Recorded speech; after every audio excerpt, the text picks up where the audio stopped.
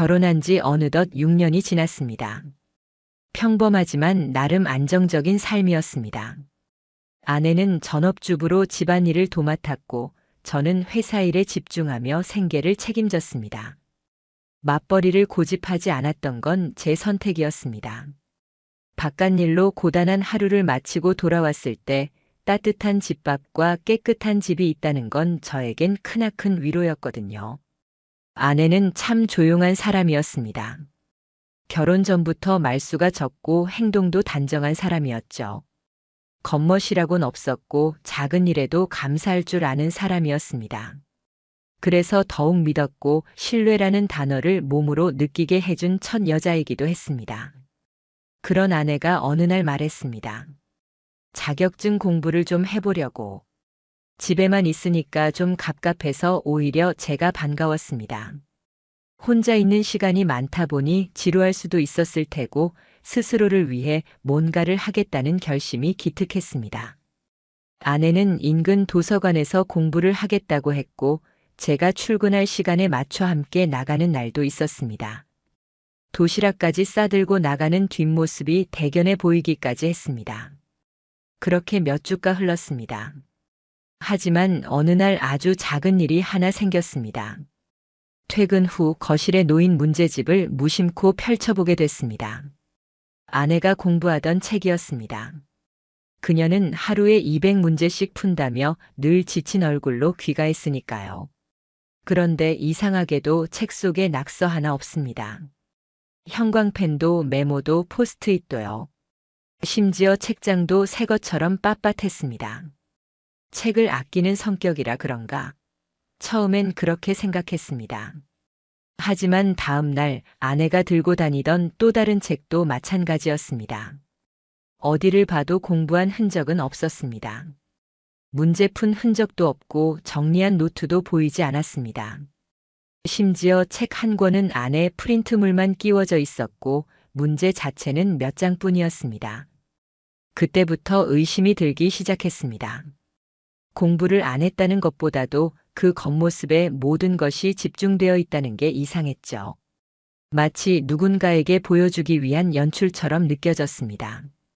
그런 마음이 들고 나니 모든 것이 이상하게 보이기 시작했습니다. 도서관 간다고 하면서도 화장은 점점 더 정성스러워졌고 예전엔 잘 안 하던 향수까지 뿌리는 날이 늘어났습니다. 옷차림도 점점 단정함을 넘어서 세련됨으로 바뀌고 있었고요. 어느 날은 출근길에 마주친 아내의 복장이 눈에 밟혔습니다. 하늘색 블라우스에 베이지색 슬랙스. 한 번도 도서관 갈 때 그런 옷차림은 본 적이 없었습니다. 여느 때보다 여성스럽고 단아했습니다. 저는 그냥 오늘 옷 잘 어울린다고 말했지만 속으론 묘한 불안감이 스멀스멀 올라왔습니다. 그래도 믿었습니다. 믿고 싶었습니다. 제가 아는 그 사람이 그런 짓을 할 리 없다고, 그건 세상의 뉴스에 나오는 이야기고 내 아내와는 무관하다고 스스로를 설득했습니다. 하지만 의심은 또다시 찾아왔습니다.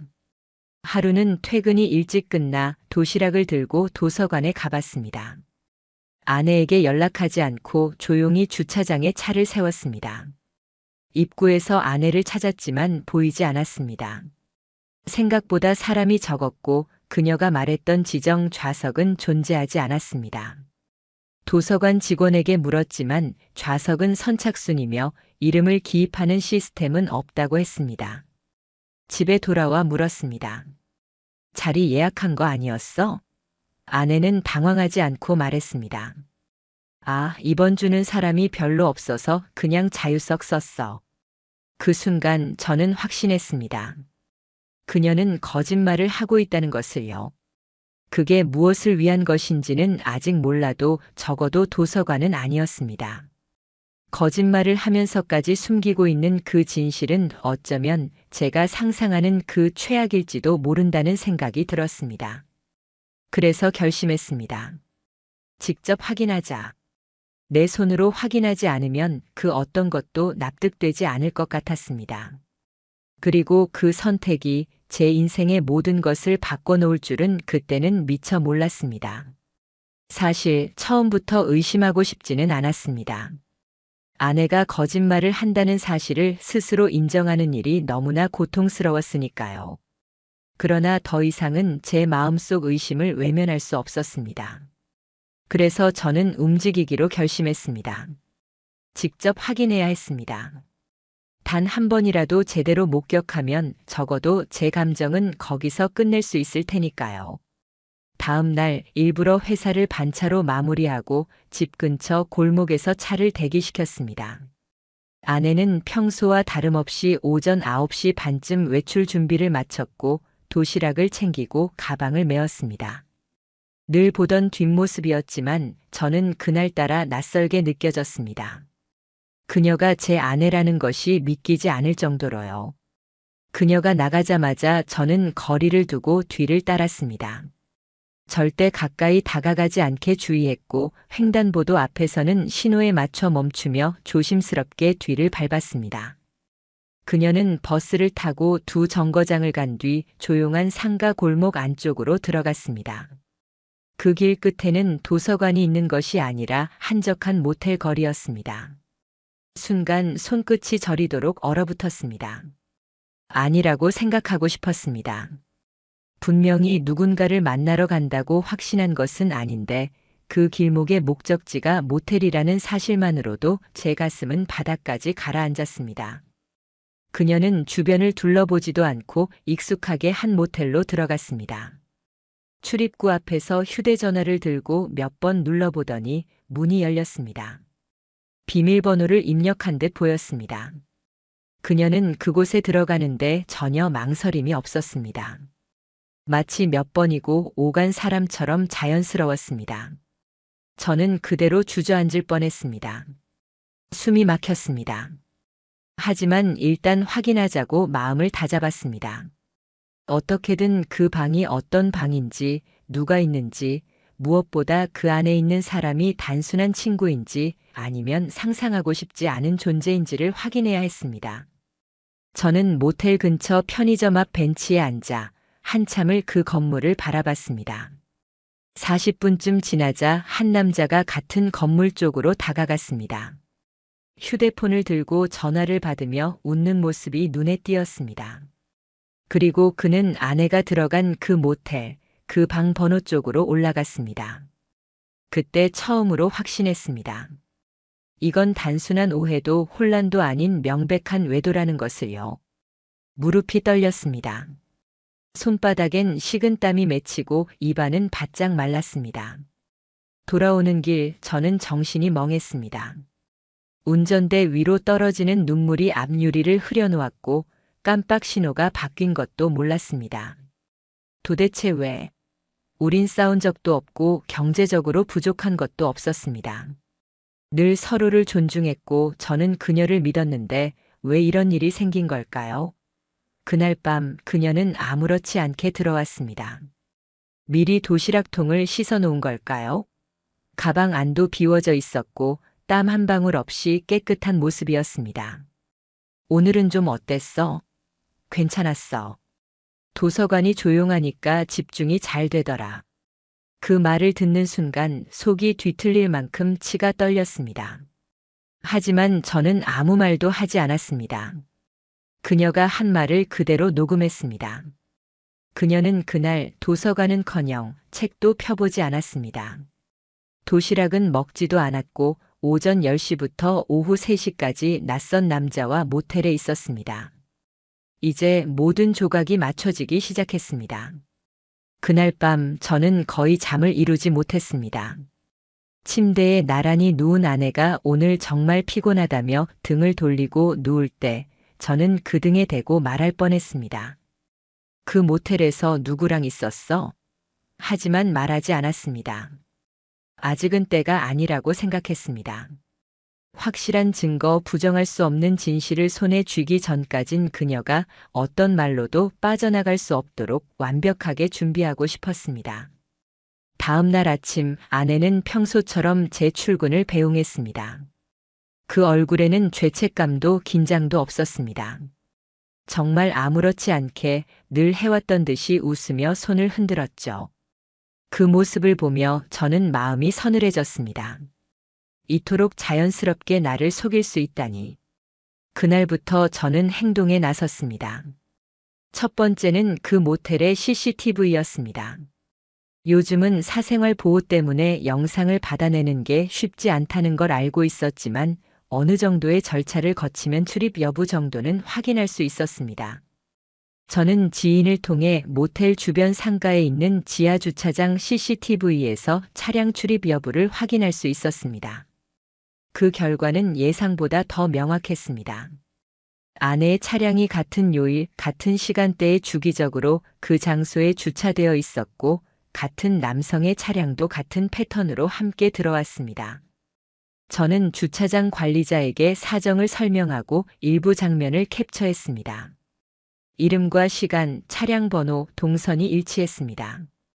그 순간 마치 제 결혼 생활의 모든 퍼즐 조각이 하나씩 맞춰지는 듯한 기분이 들었습니다. 이쯤 되면 의심이 아니라 확신이었고 그 확신은 분노로 바뀌었습니다. 하지만 저는 감정적으로 굴지 않기로 다짐했습니다. 두 번째는 녹음기였습니다. 아내가 외출할 때 저는 몰래 그녀의 가방에 녹음기를 넣었습니다. 그녀의 휴대폰에서 이어지는 통화 내용, 자동차 안에서 틀어놓은 대화, 심지어는 모텔 근처 커피숍에서 남자와 함께 웃으며 이야기하는 소리까지 녹음기에 고스란히 담겼습니다. 오늘은 좀 늦게까지 있어도 되지. 남편은 회사 갔을 거 아냐. 응, 걱정 마. 나 그 사람 루틴은 다 파악했어. 그 말을 듣는 순간 숨이 멎을 뻔했습니다. 그 사람 루틴은 다 파악했어. 저는 그 순간 깨달았습니다. 아내는 단순히 외도를 한 것이 아니라 저라는 존재를 철저히 관리하고 기만하고 조종해온 것이었습니다. 사랑해서 결혼한 사람에게 함께 살며 모든 걸 나눈 사람에게 이토록 교묘하게, 이토록 의도적으로 당해왔다는 사실이 저를 한순간에 무너뜨렸습니다. 그날 밤 저는 술을 마셨습니다. 아내 몰래 혼자 숨어서 몇 년 만에 맥주와 소주를 뒤섞어 마셨습니다. 고개를 떨군 채 책상에 앉아 왜? 라는 질문만 수백 번 했습니다. 내가 부족했나? 어디서부터 틀어진 걸까? 도대체 어디까지가 거짓이었고 어디까지가 진심이었을까? 냉장고에 붙은 가족 사진, 핸드폰 배경화면으로 쓰던 여행지 사진, 그녀가 선물해준 생일 카드까지 이제는 모두 거짓처럼 느껴졌습니다.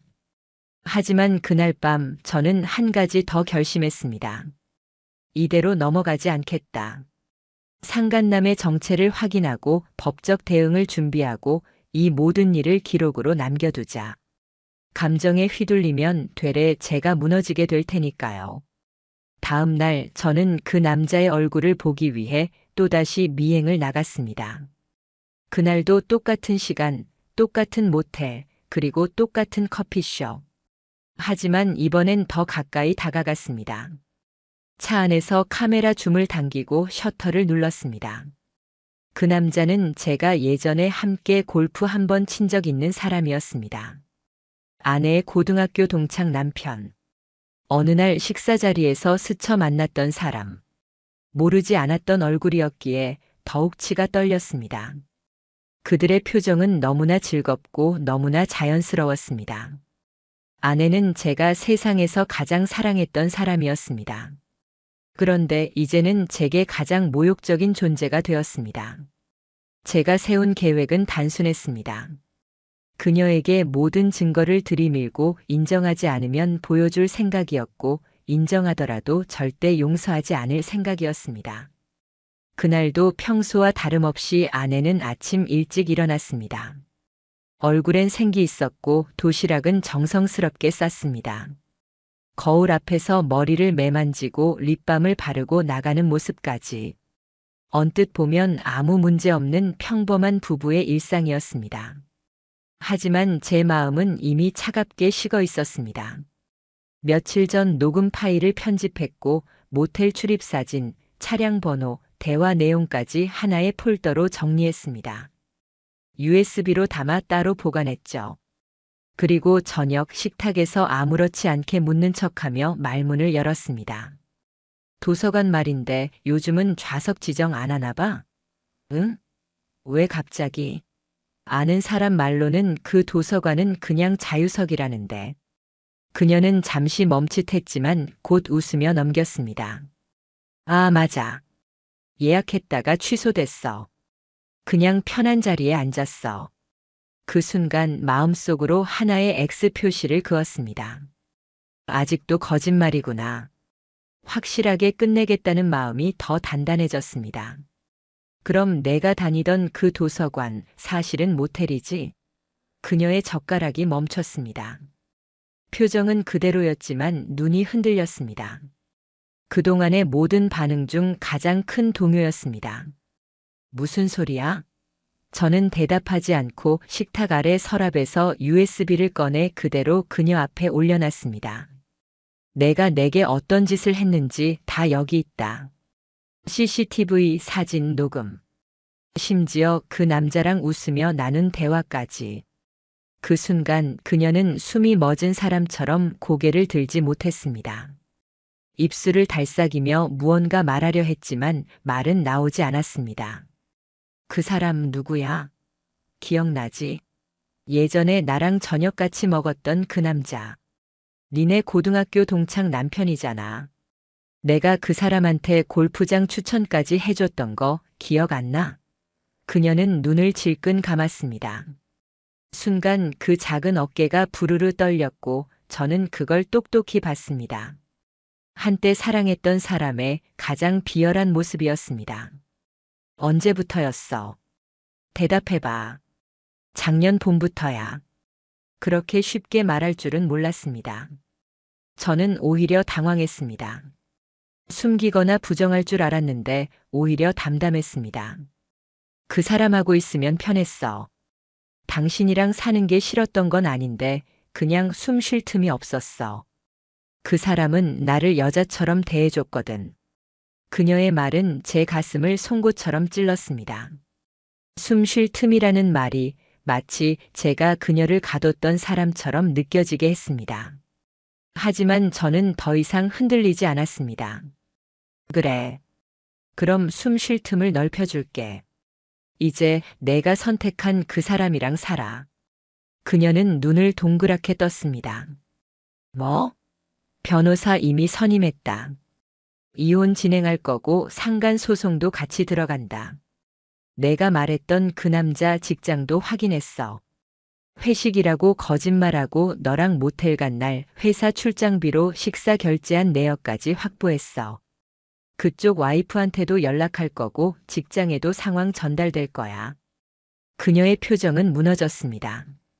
처음엔 잘못했다는 말도 없었고 그저 믿기지 않는다는 얼굴로 절 쳐다봤습니다. 당신 정말 이럴 거야? 저는 고개를 끄덕였습니다. 그래. 당신은 내 결혼을, 내 믿음을, 내 인생을 더럽혔어. 그러니까 그 대가를 받아야지. 그날 밤 아내는 거실 소파에 앉아 아무 말도 하지 못했습니다. 그녀가 울든 말든 저는 그저 방 안으로 들어갔습니다. 그리고 휴대폰을 열고 변호사에게 문자를 보냈습니다. 계획대로 진행해 주세요. 다음 주에 상간자 내용 증명 발송 바랍니다. 다음은 법의 시간입니다. 복수의 시간은 이제 시작입니다. 이혼은 생각보다 빨리 성립됐습니다. 그녀는 처음엔 합의 이혼을 요구했지만 저는 단호했습니다. 합의는 없다. 정당한 대가를 받고 법적 책임을 묻겠다. 그날 이후 그녀는 저를 붙잡으려 하지 않았습니다. 오히려 포기한 눈빛이었습니다. 그동안 자신이 해온 일들을 되돌아봤는지 아니면 이미 상간남에게 기대고 있었는지는 모르겠지만 저는 아무런 저항 없이 이혼 조정 절차에 응했습니다. 이혼 조서에 서명하는 날 법원 대기실에서 그녀를 마주했습니다. 언젠가는 같이 살 집을 보며 설레던 얼굴이 그날은 고개조차 들지 못한 채 서 있었습니다. 더는 할 말 없지? 그녀는 고개를 끄덕였습니다. 저도 조용히 뒤돌아 나왔습니다. 거기까지였습니다. 남남이 되는 데는 오래 걸리지 않았습니다. 하지만 진짜 싸움은 그 다음부터였습니다. 상간자 소송. 저는 그녀의 불륜 상대를 절대 가만두지 않을 생각이었습니다. 그 남자는 처음엔 모른 척 하다가 내용 증명과 증거 사진, 차량 번호, 녹음 파일을 정식으로 보낸 이후 직접 사과를 하겠다며 연락을 해왔습니다. 한 번만 만나주시면 변명은 안 하겠습니다. 정말 죄송합니다. 미친 짓이었습니다. 저는 응하지 않았습니다. 그에게 줄 시간도 목소리를 들을 의무도 없다고 생각했으니까요. 소송을 제기했고 법원은 명백한 불법 행위가 있었다는 점에서 3천만 원의 위자료 판결을 내렸습니다. 상간남 측에서는 감액을 요청하며 이미 가정은 깨져 있었고 이혼 직전이었다고 주장했지만 저는 그에 대한 반박 자료도 미리 준비해 두었습니다. 가정이 유지되고 있었던 증거 같이 찍은 여행 사진, 기념일 선물 내역, 그리고 아내가 저와 살며 도서관에 다닌다고 거짓말한 문자들까지. 법원은 저의 손을 들어줬습니다. 그리고 이후 상간남의 회사에도 이 사실이 전해졌습니다. 그쪽 부인이 별도로 증거를 제출했고 회사의 품위유지 의무 위반 조항에 따라 그는 정직 6개월 후 해고됐다는 소식을 들었습니다. 아내는요. 위자료 2천만 원을 물었습니다. 합의 대신 소송으로 간 만큼 증거가 충분하다는 점에서 판결은 제 쪽에 유리하게 나왔습니다. 그녀는 현재 원룸에서 지내고 있습니다. 상간남과는 오래 가지 못했다고 들었습니다. 이혼 후에도 계속 만났던 두 사람은 그 남자의 부인이 위자료 소송을 진행하며 강하게 대응했고 주변의 시선과 압박을 견디지 못해 서로 연락을 끊었다고 합니다. 아이도 없던 우리는 서로를 아주 깨끗하게 정리할 수 있었습니다. 하지만 상처는 쉽게 사라지지 않더군요. 사람을 믿는 일이 이토록 위험할 수 있다는 걸, 그리고 그 사람이 가장 가까운 존재였을 때 얼마나 치명적인지를 저는 뼈저리게 배웠습니다. 주변에서는 이제 털고 일어나라고 말합니다. 맞는 말입니다. 하지만 그 전에 저는 제게 한 가지 다짐을 했습니다. 나를 바보로 만든 사람은 절대 용서하지 않겠다. 그 다짐대로 저는 움직였고 끝까지 갔고 결국 무너진 건 저 아니라 그들이었습니다. 지금은 매일 조용히 출근하고 혼자 사는 집에서 커피를 내립니다. 가끔은 창밖을 보며 생각합니다. 그때 그녀가 처음 도서관에 다녀오겠다고 말하던 날의 얼굴. 그때 이미 모든 게 시작된 걸까요? 아니면 제가 너무 늦게 눈치챈 걸까요? 이젠 그걸 따지는 것도 의미 없습니다. 중요한 건 제가 저 자신을 끝까지 포기하지 않았다는 사실입니다. 그리고 그게 제가 할 수 있는 가장 단단한 복수였습니다.